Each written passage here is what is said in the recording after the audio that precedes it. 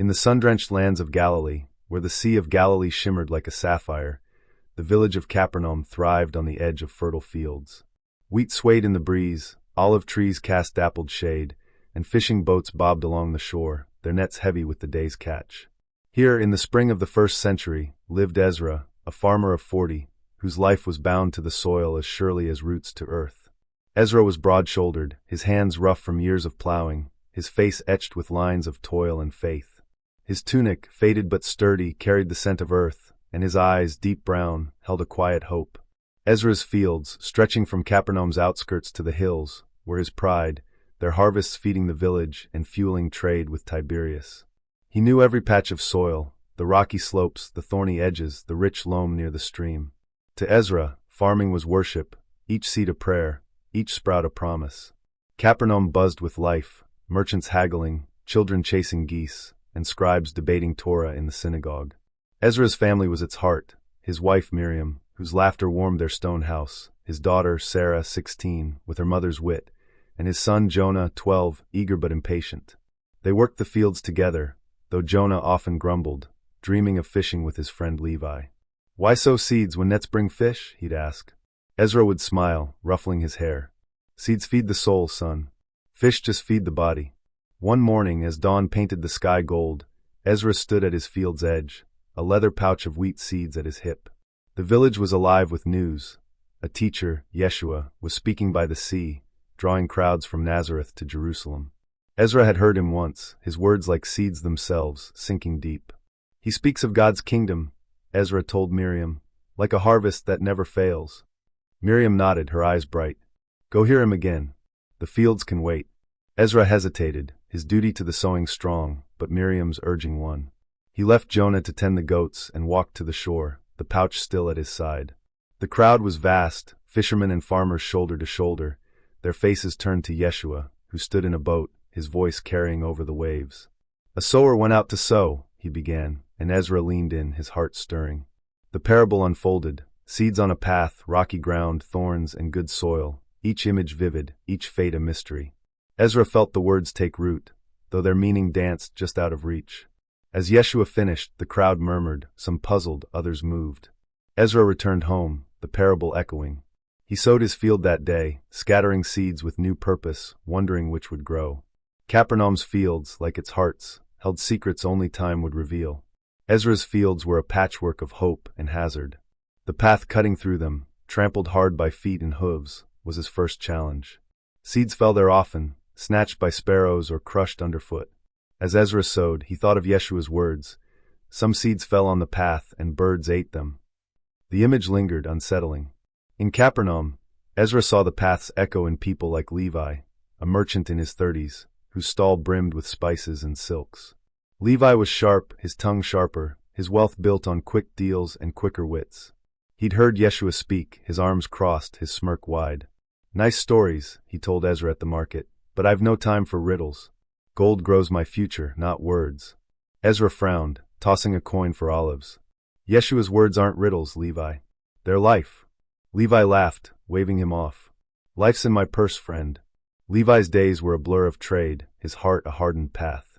He bartered with Romans, flattered Pharisees, and ignored the poor at his stall. Yeshua's teachings, love, repentance, the kingdom, slipped through his mind like seeds through fingers snatched by ambition.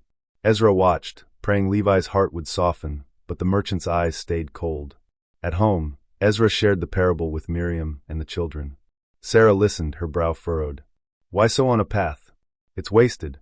Ezra nodded, his voice soft. "Some hearts are like that path, too hard for truth to root." Jonah, whittling a stick, scoffed. "Sounds like Levi. He only hears coins." Miriam hushed him, but Ezra saw truth in the boy's words. Weeks passed, and Ezra's fields showed life, green shoots in the good soil, sparse growth elsewhere. The path remained barren, its seeds gone. Levi's life mirrored it. A deal with a corrupt Roman tax collector soured, costing him half his stock. He cursed, his pride unbroken, blaming all but himself. Ezra offered help, a sack of wheat, a prayer, but Levi refused, his heart sealed. One evening, as Ezra repaired a plow, Levi passed, his face gaunt. "Your teacher's words," he said, pausing, "they haunt me. But I can't change." Ezra met his eyes. "You can, Levi. Let the seed in." Levi shook his head, walking into the dusk. The path, Ezra thought, was not just soil but souls, and Levi's was trodden hard. Yet hope lingered. Perhaps a crack would form, letting light through. Beyond the path, Ezra's fields held rocky patches, their soil thin over stone. Seeds sprouted there quickly, warmed by shallow earth, but withered under the sun's heat. Yeshua's parable rang clear. Some seeds fell on rocky ground, sprang up fast, but had no root and died. Ezra knew this soil, its promise fleeting. In Capernaum, the rocky ground was embodied by Rachel, a widow of 25, whose bakery filled the village with the scent of bread. Rachel was kind, her smile quick, her faith fervent after hearing Yeshua. She joined the crowds, her heart ablaze, vowing to follow his ways. "He's the Messiah," she told Ezra, her eyes shining, as she gave him a loaf. "His words are my guide." Ezra rejoiced, seeing her zeal, but worried. Rachel's faith was new, untested, like sprouts on rocky soil. She prayed loudly, gave to the poor, and quoted Yeshua's teachings, but her heart, scarred by loss, her husband drowned at sea, craved quick comfort. When Yeshua spoke of trials, of carrying crosses, Rachel's smile faltered, her resolve thin. Trouble came swiftly. A fire swept her bakery, sparked by a fallen lamp, leaving charred walls and debt. Rachel's faith wavered, her prayers bitter. "Why does God let this happen?" she wept to Miriam, who held her. "I believed, but where's the kingdom now?" Miriam urged patience, but Rachel turned inward, her fervor fading like sprouts in drought. Ezra visited, bringing seeds for her small garden, hoping to lift her. "Yeshua said trials come," he said gently. "Roots need deep soil to endure." Rachel nodded, her eyes distant. "I wanted joy, not pain," she whispered. She rebuilt her bakery, but her prayers ceased, her heart a stone beneath fragile growth. In the fields, Ezra saw the rocky patches wither, their sprouts yellowed. He sowed more, praying for rain, for deeper soil. Rachel's struggle mirrored them. Her faith, once bright, lacked roots to weather storms. Yet Ezra held hope, sharing Yeshua's words at synagogue, believing Rachel might yet find firm ground. The parable, he saw, was a mirror, showing hearts half-ready, yearning but unmoored. Further in Ezra's fields, thorns choked the edges, their roots greedy, stealing light and water. Yeshua's parable warned. Some seeds fell among thorns, which grew and choked them. Ezra battled these weeds, their spines sharp, their grip stubborn. He saw their shadow in Capernaum's hearts, tangled in worldly cares. Simon, a fisherman of 35, was such a heart. Broad and loud, his nets were famed, his boat the envy of the shore. Simon admired Yeshua, joining his crowds, moved by talk of the kingdom. "He speaks truth," he told Ezra, mending a net. "I'll follow him, after the season." Ezra frowned. "The kingdom doesn't wait, Simon." Simon's life was a tangle of ambition and worry. He chased bigger catches, haggled for better prices, and dreamed of a second boat. His wife, Deborah, pleaded for rest, but Simon brushed her off, his eyes on wealth. Yeshua's call, to give, to trust, to seek first the kingdom, stirred him, but the thorns of greed and fear choked it. "I'll pray tomorrow," he'd say, his nets always first. A storm hit the sea, capsizing Simon's boat, his savings lost to repairs. He raged, blaming God, his faith strangled. Ezra found him on the shore, his face haggard. Yeshua said thorns choke the word. Ezra said, offering a sack of grain. "Let go of what binds you." Simon shook his head. "I need fish, not sermons." Ezra's thorny patches yielded little, their seeds smothered. He hacked at weeds, his hands bleeding, but they grew back. Simon's heart was like them, fertile but overrun. Deborah joined Miriam in prayer, and Ezra shared fish from Jonah's small catch, hoping Simon would see beyond his nets. The parable's thorns, Ezra knew, were not just weeds but desires, pulling hearts from truth. At the heart of Ezra's fields lay the good soil, deep and rich, fed by a stream. Here seeds thrived, their stalks tall, their heads heavy with grain. Yeshua's parable sang. Some seeds fell on good soil, yielding 30, 60, 100-fold. Ezra cherished this ground, its harvest a blessing. In Capernaum, the good soil was Miriam, whose faith was a quiet strength. She heard Yeshua often, her heart open, his words taking root. She fed the poor, taught Sarah compassion, and prayed with Ezra, her love a harvest. When sickness struck Jonah, Miriam's faith held, her prayers steady. "God's with us," she told Ezra, her hand on his. Jonah healed, and Miriam's joy was a testimony. Sarah, too, was good soil. At 16, she listened to Yeshua, her questions deep. "Why do some reject him?" she asked Ezra, hoeing the field. "Their hearts aren't ready," he said. Sarah nodded, her faith growing. She shared bread with Rachel, prayed for Levi, and urged Simon to listen. Her life bore fruit: kindness, hope, trust. The good soil wasn't perfect. Ezra struggled with doubt, Miriam with fatigue, Sarah with youth's impatience.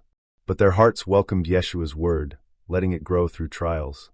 The field's harvest came, sacks brimming, and Capernaum ate, the poor fed by Ezra's bounty. "This is the kingdom," Miriam said, her smile radiant. Ezra saw the parable's truth. Good soil wasn't flawless but willing, yielding fruit through perseverance. He shared Yeshua's words at the festival, the village listening, some hearts softening. Levi lingered at the edge, Rachel brought a loaf, and Simon sat nearby, his nets quiet.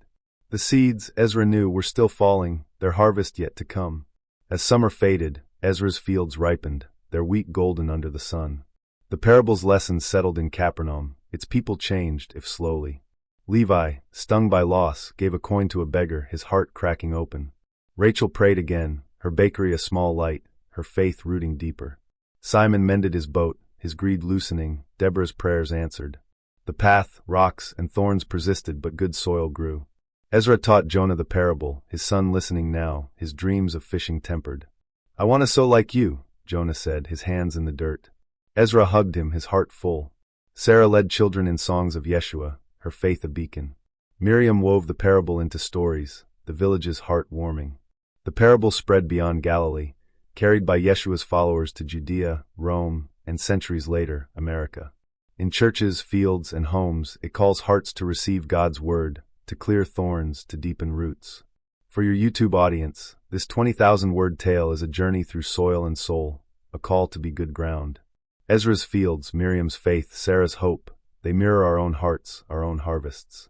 The parable asks, what soil are you? Path, rock, thorn, or good earth? In a world of distractions, it urges us to listen, to grow, to yield fruit that lasts. Capernaum's fields bloomed, their harvest shared, their story alive. Ezra sowed on, his heart the good soil, his family his fruit. This tale, woven from a parable's truth, is for your channel, a light for the seeking, a seed for the sowing, a song of God's kingdom. May it inspire your viewers to receive, to root, and to grow until the harvest comes.